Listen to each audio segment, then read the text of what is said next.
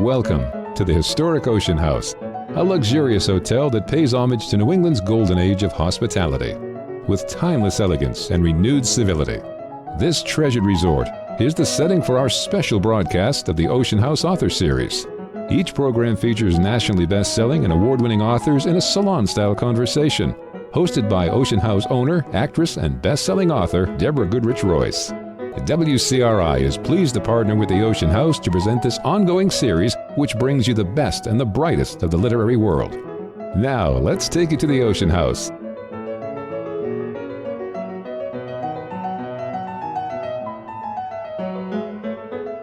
Let's introduce our guest this evening. Jenny Jackson is a vice president and editorial director at Alfred A. Knopf. A graduate of Williams College and the Columbia Publishing course, she lives in Brooklyn Heights with her family. Pineapple Street is her first novel. Welcome, Jenny. Jenny will be in conversation tonight with Deborah Goodrich Royce. Deborah's novels are thrillers, and they examine puzzles of identity. Rife Road, which was a national bestseller, was named one of the best books of 2023 by Kirkus Reviews, and it was an Indie Next pick by the American Booksellers Association. Ruby Falls won the Zibby Award for Best Plot Twist, and Finding Mrs. Ford was hailed by Forbes, Book Riot, and Good Morning America's Best of lists. She began as an actress in All My Children and in multiple films before transitioning to the role of story editor at Miramax Film, developing Emma and early versions of Chicago and A Wrinkle in Time. With her husband Chuck, Deborah restored the Avon Theater, Ocean House Hotel, Deer Mountain Inn, United Theater, Martin House Books, and numerous Main Street revitalization projects in Rhode Island and the Catskills. Again, after the discussion, we'll open up to questions, so raise your hand, we'll walk you a microphone. And now, without any further ado, please join me in giving a warm welcome to Jenny Jackson and Deborah Goodrich Royce. Thank you, Lindsay. We every time we come in here, we're glad to see Lindsay still here, but she won't be here much longer. And we always ask her to go sit down and put her feet up. Jenny, I am so glad you're here. I enjoyed this book. I didn't actually know what to expect, and that is always a special treasure when you open a book and you really don't know what you're diving into. So why don't you begin by telling everybody in the room kind of your elevator pitch. What is this book about? Sure. So I like to say that my favorite thing to do is have a glass of wine and tell secrets. And so what I really set out to do was write about the sort of things that you only talk about when you've had a glass of wine or you're around your close friends, which is families and money. So I wanted to write about something that makes everyone uncomfortable, but in a way that would feel warm and loving and show the way that people can see money really differently while still loving each other. Well said. You've said this before. So you have said that there was, I think, a New York Times piece about millennials who are millennials who are on the precipice of inheriting large fortunes and have made the decisions to give them away. So you want to talk a little bit about that piece and what it made you think when you first read that?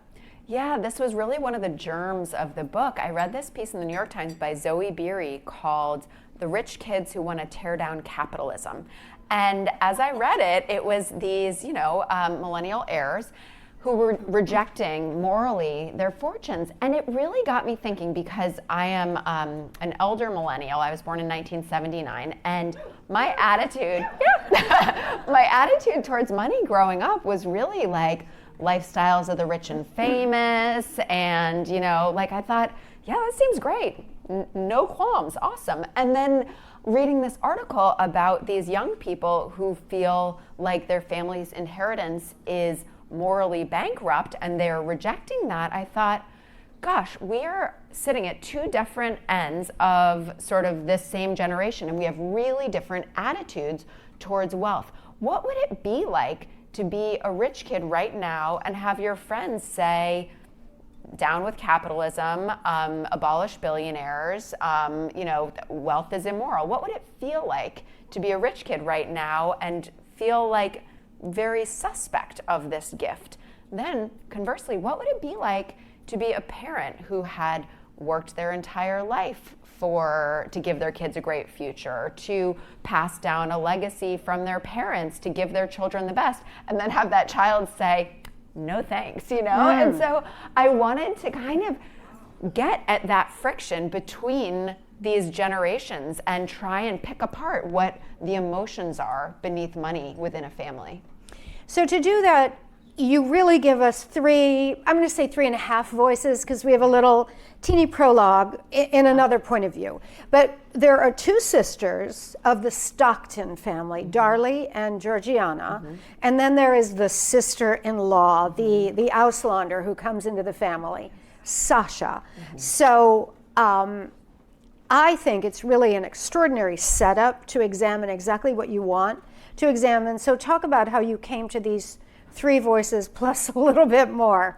Yeah, so Sasha came to me first. The outsider came to me first. And I think anytime you want to examine a subculture, the easiest thing to do is to bring someone new to town and have them see it with fresh eyes. Because I wanted to show this family and all of their sort of quirks and idiosyncrasies, but they wouldn't recognize those things in themselves as strange, you know? They wouldn't think that their habits of playing tennis religiously or never talking about their feelings or wearing the same ratty chino pants every single day while sitting on bazillions of dollars, they wouldn't find that weird at all. So you have to bring an outsider in to see that and be like, oh my God, you guys. So that was the Sasha perspective. She came to me first.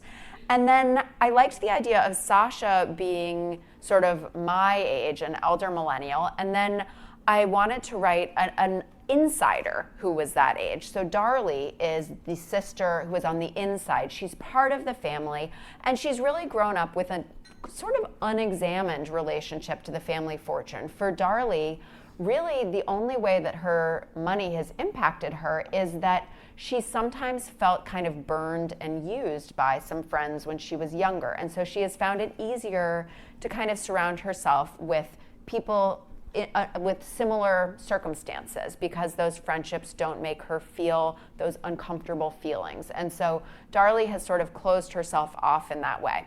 And then I wanted to find that voice for somebody who was sort of the other side of the generation. So we have Georgiana, and I love Georgiana because I think she's sort of my sort of delightful, spoiled brat, because she is unaware at the beginning of the book of how totally privileged she is. You know, she does all of these little things, like she borrows her mother's clothes and her mom says, you can borrow whatever you want, but you have to dry clean it and then return it.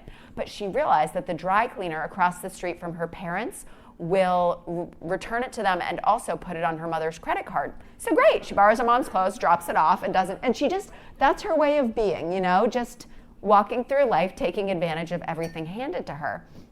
But of course, she has the biggest sort of come to Jesus out of all the characters. And when something happens, she has to question what it means to live the life that she's been living.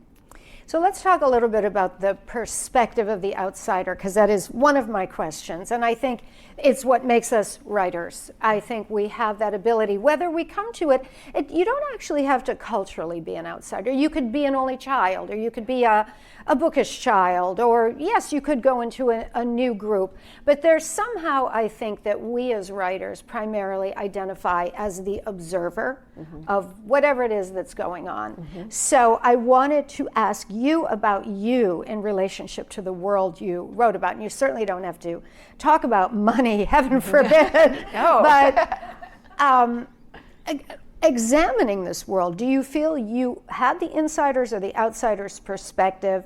And if you weren't an outsider, how did you get that distance? Yeah, I mean, it's been interesting to sort of realize that I think I've been lucky to have a little bit of both the insider and outsider on this particular subject, which has made me able to sort of see the inherent ridiculousness, but also understand sort of the rites and rituals that go along with it. And I think I grew up fairly oblivious to class, which I recognize as a privilege itself, but I grew up in suburban Massachusetts. And when I moved to New York, all of a sudden I was going to parties in homes like nothing I'd ever seen before. And, you know, I work in book publishing. And so I was attending incredibly sort of glittery events and getting to know people with really different backgrounds. And then we moved to Brooklyn Heights, and I put my kids in the local preschool, not really realizing that it was like the fanciest preschool of all time, and that every morning at drop-off, it's not only like hedge funders and, you know, CEOs, but it's also NBA stars and famous actresses and stylists. And, you know, the first time we went to one of the fundraisers there, and they were like raffling off a child-sized Tesla, and I kind of looked around and I was like, oh, you know, takes notes. And so I think that my outsider perspective from being from outside New York has sort of given me the ability to see a lot of this with fresh eyes. And then I think I also have just taken a lot of notes and stolen a lot from various friends. And I mean, I have friends who read the book and they're like, we are not telling you anything anymore, Jenny, because I really was ruthless. I stole a lot. I changed the names, I mixed it up, but I really stole a lot of all the best anecdotes from my friends. So, community. So here we are in Watch Hill, in many ways an old community. I'm brand new. I've been here 25 years. So I am truly a newcomer here, right? Yeah. Right. You choose Brooklyn Heights. So for many New Yorkers here, how many people live on the Upper East Side or have lived on the Upper East Side? So we tend to think of the Upper East Side as being this bastion of everything you write about. Yeah. So you really wonderfully turned it on its head for me by, I mean, I know the beautiful old houses in Brooklyn Heights, but I haven't thought of Brooklyn Heights in that way. Yeah. So would you talk about that a little bit? Well, Brooklyn Heights is fascinating to me because it is both the same as it used to be, and it's also had a really big transformation. So Brooklyn Heights is known as America's first suburb, and it's always been this incredibly leafy, tree-lined, gorgeous place for sort of affluent New Yorkers to live. In the olden days, they would like commute across the river to work downtown. And so it's always been kind of one of the richer parts of Brooklyn.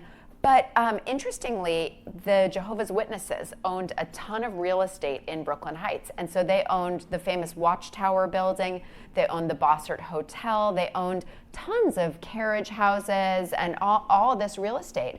And then about 15 years ago, they started divesting themselves of their Brooklyn Heights property, which meant all of a sudden, in the most desirable real estate in Brooklyn, I mean, real estate in Brooklyn Heights is about a third more valuable than anywhere else in the borough. All of these buildings came up for sale. Developers jumped in and they made unbelievably beautiful apartments, and in came the hedge funders, and in came the celebrities, and in came Matt Damon, and in came Adam Driver, and in came Amy Schumer, and all of a sudden our neighborhood looks different than it did 15 years ago. You know, it used to be sort of old money, the tennis club, the casino, the, you know, not very good restaurants. And now all of a sudden there are better restaurants. There are more sort of SUVs hovering on corners outside buildings. And it's gotten a whole lot sort of flashier recently. So children and money. It's a big topic. And I think adult children and their relationship with their parents, it's all about really love. Yeah. Children want love, and it is often symbolized by dad's collections or mom's, whatever mom had. And you do write about that relationship differently, this idea that kids are pushing it away. You don't have kids. Well, in a weird way, though, they are kind of fighting over it. And there is a transcendence to this that doesn't just apply to the wealthy, and whether or not they're going for the stuff or not going for the stuff. I'd like you to talk about stuff in high waspdom. Well, I think the house itself is sort of the either crown jewel or the sort of Grey Gardens of it all, because among the siblings, the house on Pineapple Street is not only their family home, but it's this great treasure. It's, you know, a limestone in the middle of, you know, this highly desirable neighborhood, and it's full of their oil paintings and their collections. But then to Sasha, who is the in-law, it's kind of full of a lot of detritus and like old toothbrushes and report cards and hardened lift tags from ski jackets. And you know, my husband is here tonight, and I'm gonna just look this way so I don't feel the daggers coming from over there. But some of this came because during COVID, we moved in with my in-laws in their country house in Connecticut. And every time I opened a drawer, I would find like a plaque that he got for archery when he was 7, or, you know, something that was like so important to him. But I was like, ew, you know? And so that's really what is happening in this book. There's this scene where Cord and Sasha, the in-law, are going through the old oil paintings, and they play this game called like in-law or outlaw, and they try and guess from the painting if the person was part of the family or not part of the family.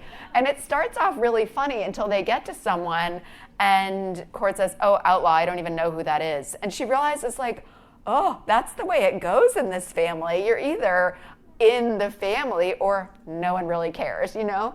And so I think that's sort of emblematic of their relationship to stuff. The stuff is their family history, and because they are part of the family, they love the stuff.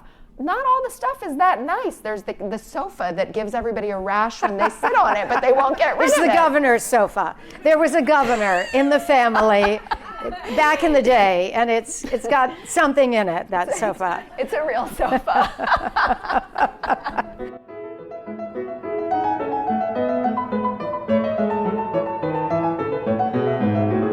We'll take a short break and be back with the Ocean House Author Series here on WCRI.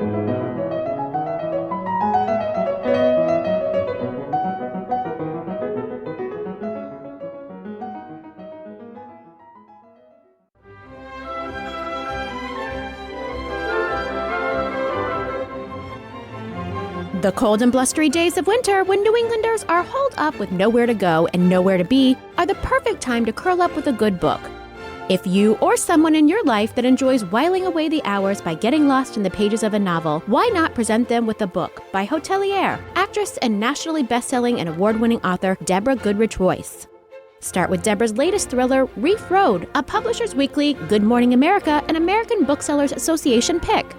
This true crime-inspired novel of suspense and high society in Palm Beach probes unhealed generational scars and a wrenching and original work of fiction. To learn more about the fascinating life and times of the author and her other page-turning mysteries, Finding Mrs. Ford and Ruby Falls, visit DeborahGoodrichRoyce.com.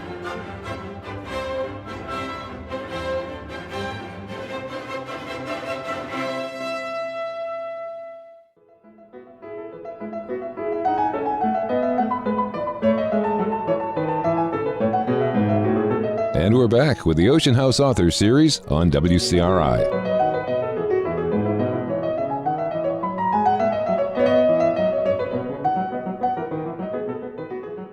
Yes. So this insider-outsider dynamic really plays out, and I like it very much, in the structure of these 3 young women, the 2 sisters and the sister-in-law.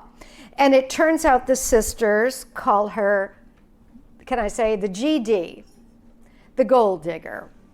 So talk about that and what causes these 2 sisters to just have a knee-jerk dislike of her, and really kind of a passive-aggressive technique for undermining her. Yeah, I mean, it's interesting because that phrase turns everything in the book. When Sasha discovers that that's what her sister-in-laws have been calling her, it absolutely breaks her heart. And I won't give too much away, but it definitely comes from a misunderstanding. But I think that it keys a lot to what we were talking about earlier with the way that Darley feels she has been burned in the past by people who used her for money, who took advantage of their friendship, who borrowed $1,000 for a sick mother, but then it turns out there was never a sick mother and there was just a cocaine habit. So Darley already has this sort of layer of damage about that. And so due to this misunderstanding, she just wants to hold this outsider at arm's length. And that's really, in many ways, their family motto is keep everybody at arm's length and protect ourselves. And Sasha just keeps bumping up against that. And for her, the thought that they think this man she's in love with, that she's just using him, is heartbreaking, and also makes her realize they don't know her at all. And so it's a real portrayal of both the family's trauma and also the way that the family is self-sabotaging by not letting go of that trauma. Right. So going back to perspective, so at the very beginning of the book, you write briefly from someone else's point of view. And I mean, one of the things that would distinguish film from novels is generally you don't see around any corners that a character can't see around. You're not out of a character's head having an omniscient point of view the way you would in film. So what you do in this prologue is you have another character who's at the coffee joint, and he sees a mom and two sisters in a very, casual conversation, and he is observing them. And you don't know if he's important or not, but you think maybe he will be, maybe he'll come back. Why did you do that, and how did you come up with that? So interestingly, the prologue was one of the very last things I wrote. And I wrote it because I felt like my intention for this book was for us to really get at Georgiana's struggle. Can I be a good person and be rich at the same time? But it takes about 3/4 of the book to get to the crux of that. And I felt like I wanted to tell the reader right up front, here's what we're doing here. And I wanted to sort of throw out a gambit and say, in this book, we're going to have fun, and it's going to be over the top, but we're also gonna sort of bare our teeth a little bit. It's gonna be a little vicious too. And I got the idea for this prologue from my writer Kevin Kwan, because the way that Kevin begins Crazy Rich Asians is this over-the-top scene where the young family is trying to check into this fancy British hotel, and they see that they're Chinese and they're not going to give them a room. They place a phone call and their family buys the hotel. And so it's this wonderful, just sort of absolutely over-the-top, this is what we're dealing with statement. And so I loved that as a concept, to throw down a prologue that just says, it sets your intention for the rest of the book. And so that's where it came from. I wrote the prologue, and then I wrote the epilogue very last, once I had sort of figured out what I had, and then figured out what I needed to sort of set the stakes and then bring it home. I love a prologue, and you will have writers who do not like prologues at all. It is controversial, as much as that can be. All right, so you said my writer, so I want to talk about the editorial chair you sit in. I was in the editorial chair in the 90s. I worked for Harvey Weinstein at Miramax. Right. I was the story editor there. And for me, I can't think of a better writing school than being forced to sharpen your thoughts about what another writer is doing. So I'd love to hear your path of how you started in the publishing business and got to where you are. Yeah, thank you. I totally agree with you about it being the best education ever, because you have just been under the hood of the car for so long, and you know absolutely how the engine works in a way, But I also sometimes laugh because that whole doctor thing about how you learn one, do one, teach one. And I think I've done this exactly backwards, where I was teaching one and then doing one. And so anyway, I've done it all wrong. But when I graduated from college, I thought I wanted to write, and I didn't really know how to get to start doing that. And so I went to the Columbia Publishing course. And one of the things they tell you over and over at the course is, if you want to be a writer, don't work in publishing, because you will spend every single day feeling like the bridesmaid, never the bride. You'll be jealous of your writers. You'll feel all the good ideas are taken. It's just not a good mix. And then I started out as an editorial assistant at Vintage, and I loved it. I loved it so much. I felt like I had joined the most amazing high stakes book club on the planet, because you get this manuscript from your boss and you go home over the weekend and you read it, and Monday morning everybody piles into the editor-in-chief's office. Did you like it? Did you not like it? What about this part? What about that character? Should we go for it? Do you think it'll sell? What's, you know, and it was, and then we would pay money and we would see if we would win that back, you know? It was like a nerd casino. I loved it, you know? And I fell in love so much with my job that I kind of lost the need for writing, because I felt like with every book I worked on, I was in their brains, I was in the trenches, I was there with them. And I think it is one of the most exciting intellectual closenesses you can feel with someone, to be an editor with a writer, or writer with an editor. You know, I don't know of a better way to feel like to intellectually commune with someone than that. And so I was in heaven. And then, you know, I've worked on kind of a range of writers. I've worked with Kevin Kwan, with Emily St. John Mandel, with Gabrielle Zevins, Tomorrow and Tomorrow and Tomorrow. I edited the last 2 Cormac McCarthy books, Dave Eggers, so it's Chris Bajalian. So it's been like a whole kind of range. I did some of the Bridget Jones books of like super commercial, super literary, and you learn something from every one of those books that you work on. And so then I'd really kind of decided I wasn't thinking about writing. And then during the pandemic, when we were all stressed out beyond belief and trying to figure out I was waking up at 4:30 in the morning every day, and I was staring at the ceiling, just, you know, catastrophizing, as we all were. And I was like, I can't do this anymore. I have to just go try and make something. And so I started waking up at 4:30 and writing, and I wrote a book, and I didn't publish it, and that book is in a drawer, because of course your first book, you're just trying to figure out how to write a book. So I finished it and I thought, wow, I can do that. But also that book, I mean, like, if I'm guilty in Pineapple Street from stealing at my friends, that first book would have put me in jail. So I was like, I actually don't want to like blow up my life, so we're gonna leave that in a drawer. But now that I knew I could do it, I had the bug, because once you've done it, you just want to do it again. And so I wrote Pineapple Street in a pretty white heat, because I felt like I had not being able to publish that first book was making me crazy, because I didn't feel like I was getting to share it with people. So writing Pineapple Street was my chance for me to write something and then share it with readers. And does your husband have the key to that drawer in case one of these days, I mean, like Harper Lee, we're going to get that book eventually, long into the future. But how are you going to put it all together going forward? I mean, everybody always wants to know, how do you do it? You have children, you have a family, you have a job, an editorial job, you have a writing career. How? They all feed each other right now. So my kids are so unbelievably funny, and there's a lot of my kids in Pineapple Street, because they just do something absurd and I write it down and then it finds its way into the book. I feel like every book I work on, I'm learning something from. And I mean, all throughout Pineapple Street, I think I learned about rotating point of view from editing J. Courtney Sullivan. I talked about how I learned, you know, how to do the intro from Kevin Kwan.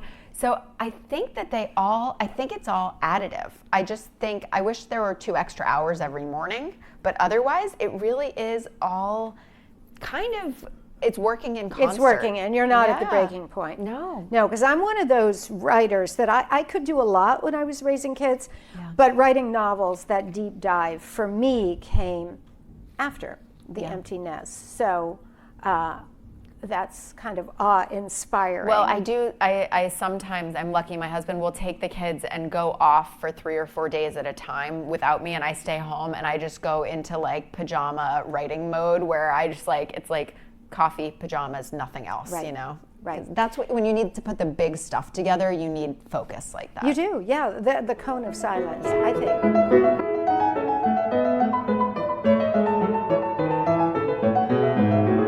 We'll take a short break and be back with the Ocean House Author Series here on WCRI.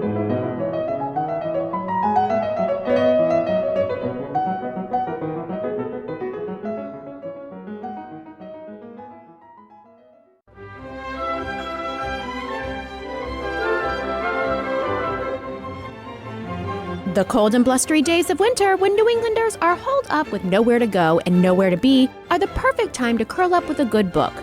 If you or someone in your life that enjoys whiling away the hours by getting lost in the pages of a novel, why not present them with a book by hotelier, actress and nationally best-selling and award-winning author Deborah Goodrich Royce. Start with Deborah's latest thriller, Rife Road, a Publishers Weekly, Good Morning America, and American Booksellers Association pick. This true crime-inspired novel of suspense and high society in Palm Beach probes unhealed generational scars and a wrenching and original work of fiction. To learn more about the fascinating life and times of the author and her other page-turning mysteries, Finding Mrs. Ford and Ruby Falls, visit DeborahGoodrichRoyce.com.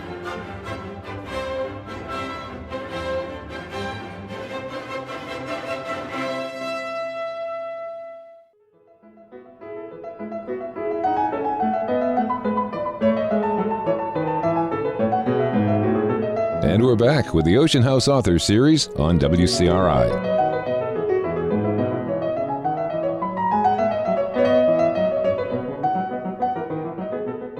And I think we're ready for audience questions right now. I think there's so much here to unpack. So I'm very excited to read your book. It sounds really good and funny. And this is a little bit, it's not really about writing, but I was so curious when Deborah told me that it was called Pineapple Street.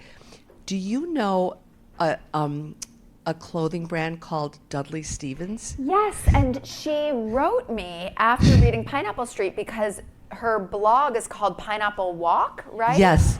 And she sent me a bunch of shirts. So we're I know friends now. that's So ordinarily I wouldn't really know any streets in Brooklyn Heights, but she lives in Greenwich. She and her sister lives in Darley. It's two sisters that started it, a female brand, and the pineapples are symbol, and I went to visit them, and it's on Pineapple Street, and I thought, I gotta come because I gotta find out about this book. So that's so it's cool. really cool. I just So want if to you don't know, in Brooklyn Heights, there are a bunch of streets named for fruits. And you also in the book wonderfully talk about the symbolism of the pineapple as a symbol of welcome, and whether or not That is true. anybody's welcoming.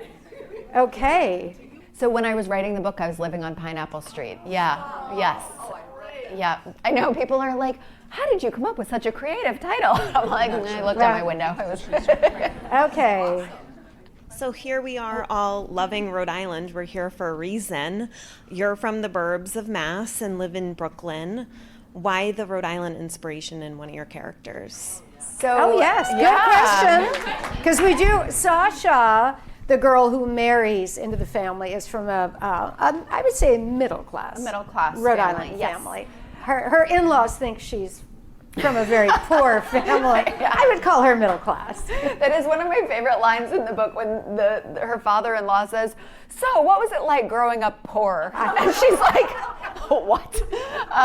So, interestingly, my husband and I had done a weekend trip and to Newport and kind of had this amazing time. And so it was fresh on my mind. And the more I sort of learned about the area outside Providence, the more it really felt similar to the area north of Boston where I grew up. I think there is a similar sort of mix of sort of blue collar, white collar, a similar sort of, I guess like devotion to the place and the coastal living. And so it felt like, honestly, a sneaky way for me to plant my childhood into Rhode Island and feel like it hopefully was ringing true as Rhode Island, but getting it further away from. I didn't want this to be like autofiction in any way. So it was seeing sort of some kismet between two places and cheating a little bit. Well, we're glad you did. Okay, there. You had a question right there. Very important question. It actually. So I wondered if you knew the backstory to why these streets are named Pineapple, Cranberry, Orange. Do you know? I sort of do, because there's sort of conflicting accounts on it. It's like a woman or something. So that's one of the stories. So one of them is that, there used to be grocers along there, and so they're named after the things the grocers would sell. But the other story is that, back in the day when they originally named these, they were named after the prominent families who lived on each of those streets. And Lady Midag thought that it was pompous for all these streets to be named after these prominent men. So she went out in the middle of the night and wrote these names of absurd fruits, pineapple, orange, cranberry, and put them up, but kept her own name Midag, which is next to She sounds like quite a girl. I know, yeah, I like her. I do. Here, we have one here. Thank you for coming. Like Deborah was saying, it's incredible that you do so much, so it's really nice that you're here. And my name is Maggie Montgomery, and I'm an aspiring writer. And I have kind of grappled with this idea of like, how much can you draw from your actual life and, you know, not ruin your life, right? Yeah. And so just is there a cutoff that you chose, or, you know, how you sort of balance that? Because I know you said the one that had too much you locked away in a drawer, so. Honestly, like, I was torn about, I was like, maybe I should break up ruin my life. It might be worth it. Like, I was really into it. But I think that my advice on that is that when you're writing, you actually can't worry about it during the writing process. You need to just put it all out there. And then there are certain things you can change. I mean, honestly, the oldest trick in the book is if you take someone who's female and make them male or vice versa, nobody ever guesses it. It's wild. And then no matter what, people you weren't even thinking of will be like, I can't believe you wrote that about me. And people who you were thinking of won't even see themselves. But I think you have to block, I would love to hear what you think, but I think you have to block out the noise, write what you really want to write, figure out on your own to disguise it as best you can, have someone you trust read it, and then when that person tells you things you don't want to hear, do your best to listen. I would say in a similar way, I write fiction.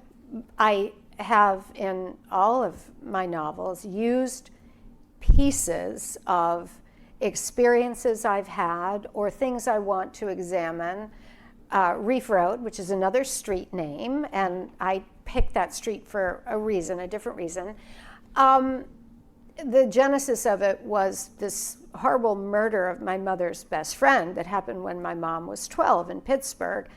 And when I did all the research, also in COVID, I made a decision not to write it nonfiction. In that case, I very much did not want to get into that true crime thing and enmesh the family that it involved. It wasn't our family. I wanted to explore the concept of generational trauma, that we carry these burdens, whether they're burdens of wealth or burdens of things that happened, that aren't necessarily our own. And for me, the easier way was through the lens of fiction. So funnily enough, I was just in Florida cleaning out my mother's house with her housekeeper, and people have asked me, my mom knew I wrote the book. I had her blessings to write the book. We spoke a lot about writing the book. She died this spring. And people have asked me, did your mother read the book? And I never knew. And so I asked her housekeeper, and she said no. This one she didn't read. She read everything else, but I think, and I understand that. So I did use many facts around that really horrible crime, and I took it to a much more thriller-ish place. Long story, but more questions for Jenny. I just want to thank Deborah for all you have done for the community in Rhode Island, restoring incredible buildings and, you know, preserving your preservation efforts. Huge. Anyway, thank you. So, Jenny, my question was answered about Rhode Island. Is it Kevin or Chris Kwan? Kevin with Kwan. Crazy Rich Asians. Yeah, Kevin Kwan. Were you like just part of the team? Did you discover him? Because that just like blew up. That was amazing. It was one of the most fun publishing experiences I've been a part of. So his agent sent around the manuscript to a bunch of editors, and it was titled Crazy Rich Asians. And a lot of editors were like, that makes me uncomfortable. I don't think I could go for that, which I get. And then some others felt like, oh, it's a book entirely set in Singapore. I don't know if Americans really care about Singapore. But I fell in love with the book, and I had a great boss who said go for it. So I bought it for not a very big amount, and people really started falling in love with it. And it was interesting because the book built simultaneously. The fashion people really fell for it, and we did first serially in Vogue, which meant a lot. But the Asian community really fell in love with it. And I think for a book like that, especially if you're going to title it Crazy Rich Asians, it's so important that the Asian community embraces it right away. And they did. So the books were sort of off and running already. And then the movie part is so fascinating because Kevin was approached really early on by people who wanted to make the movie, but said, hey, look, if you want to get this done in Hollywood, we have to have a white lead. So we think Rachel should be played by Emma Stone. And they offered him a lot of money. And Kevin is so principled and also just really got who his readers were and who his fans were, and was like, no thanks, I'd rather not have it made than have that happen. And so he held out for the director John Chu, and they filmed it with an all-Asian cast, and it was not only a huge movie that's still on like every single airplane you ever take, but it also made stars out of a lot of Asian actors and actresses. And so it's been like, Kevin is an awesome person, and for him just so gratifying to have like done something like that for his community. It's been a very cool thing. Yeah, that's a great story. And it goes back to, again, what you spoke of before, this idea of the editor-writer relationship. It is a very intimate relationship. And there are great editors who might not get you as a writer, and you can tell right away. And it's not because any one of us is averse to criticism. We're not. We want good criticism. But you know, as a writer, if someone's giving you notes that really just don't apply, they're just not right. And it's an extraordinary relationship, and it's amazing that you have had the freedom to take a risk, because that's what a lot of writers complain about now. Yeah, I think that's what a lot of editors come up against is, you know, we're a business, we're a for-profit business.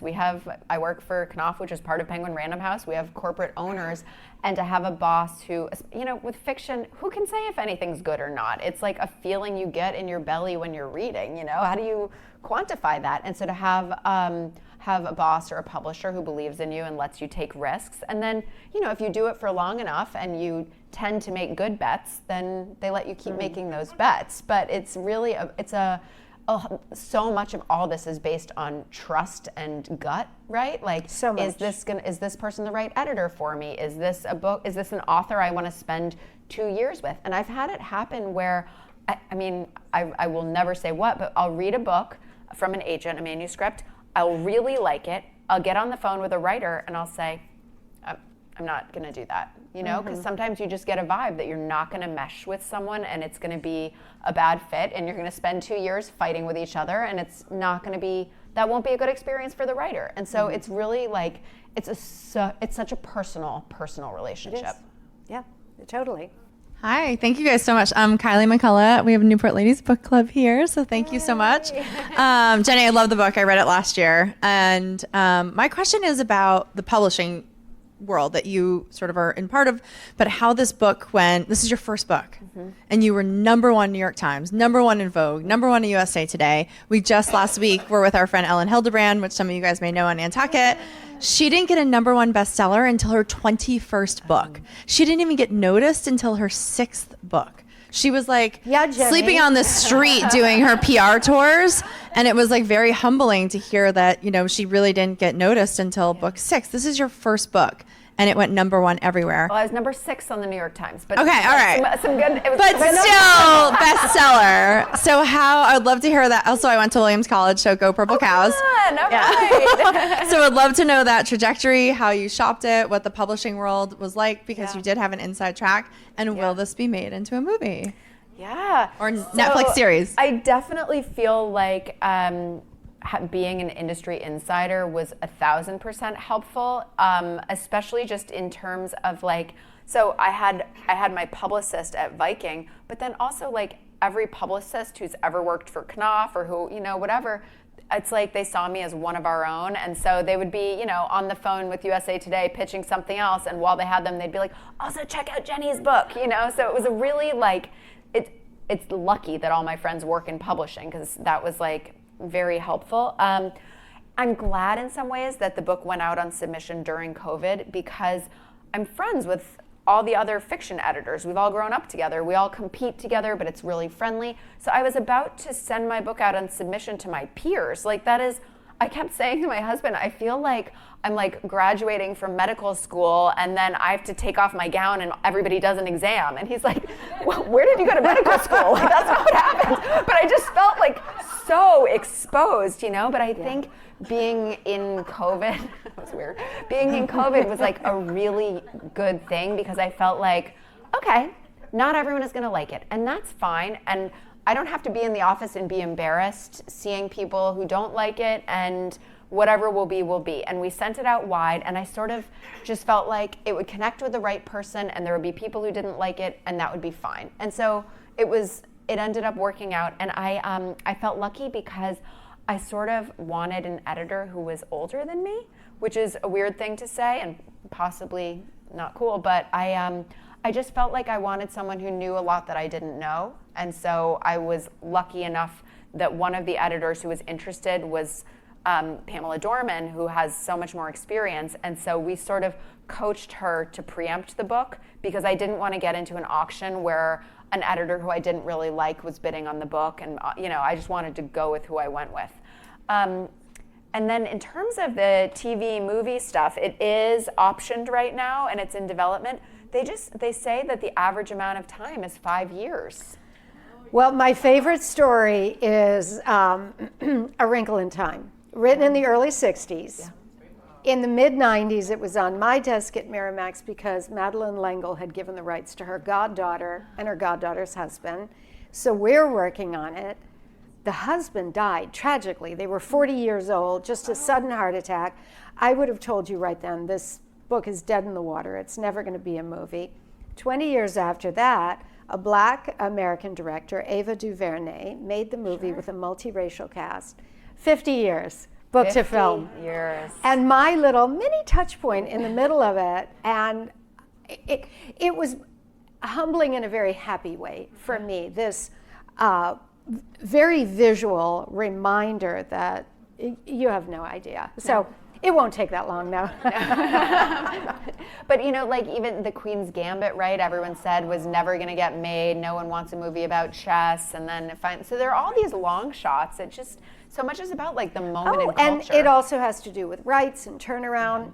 My first husband worked for the actress Julia Roberts. She had a deal at Disney with Joe Roth. She wanted to do Tender as the Night. It was under option. It had been under option to Catherine Ross. Remember The Graduate? Yeah. The lovely beauty in The Graduate? Well, this is, a different generation. She didn't want to let go of the rights. And then often, there's something called turnaround costs, where the studio says, all right, let's open the books on that. And every single writer they've hired, toilet paper they've bought for the studio, whatever they've done, it adds to the tally. So it can diminish the chances of something getting made if they've incurred a lot of expense. I think we have time for one more question. There's one over there. Before we get there, do you like talking about what you're working on next, or do you not like talking? You know what? I actually just finished a first draft, and so I'm feeling like it might be real, Like I think I've learned that I should probably hold it closer to the vest before it's done. But now that it's done, I feel good about it. That's a wonderful feeling when you think it actually might be a book. Yes. Yeah. It's book shaped, so that's something. Okay. Yes. Thanks so much for coming in. I really enjoyed your book. I have a two-pronged question. First, all of the chapters were written from the viewpoint of the female characters. So what was your decision, or I guess why did you make the decision not to include Cord as part of that chapter viewpoint? And second part of the question is, which was your favorite character and why? I think I would have had fun writing Cord, because I think Cord is, I found him easy to write on the page, through the perspective of Sasha and then through his sisters. He felt like he walked on the scene and he was just sparkling, So I felt like he and Tilda were the ones who were always trying to steal the scene. And I'm like, it's not your chapter, come on. I guess I feel like because Sasha is so focused on Cord, I'd almost had the cord chapters by doing her, so I felt like it might have thrown off the weight of it a little bit.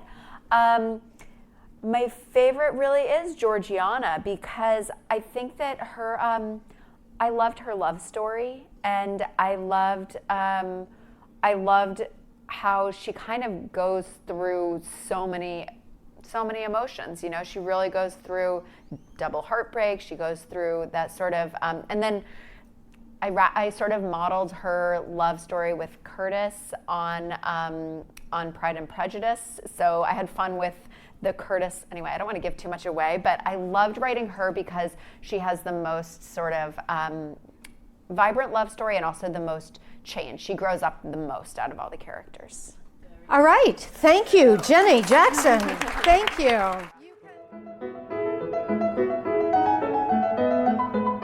Thank you for joining us for this special broadcast of the Ocean House Authors Series with Deborah Goodrich Royce. Please tune in each month as we'll bring you a new Ocean House Authors Series highlighting nationally best-selling and award-winning authors in a salon-style conversation. Hosted by Ocean House owner, actress, and best-selling author Deborah Goodrich Royce. The WCRI is pleased to be partnering with the Ocean House to bring you this ongoing series highlighting the best and the brightest of the literary world.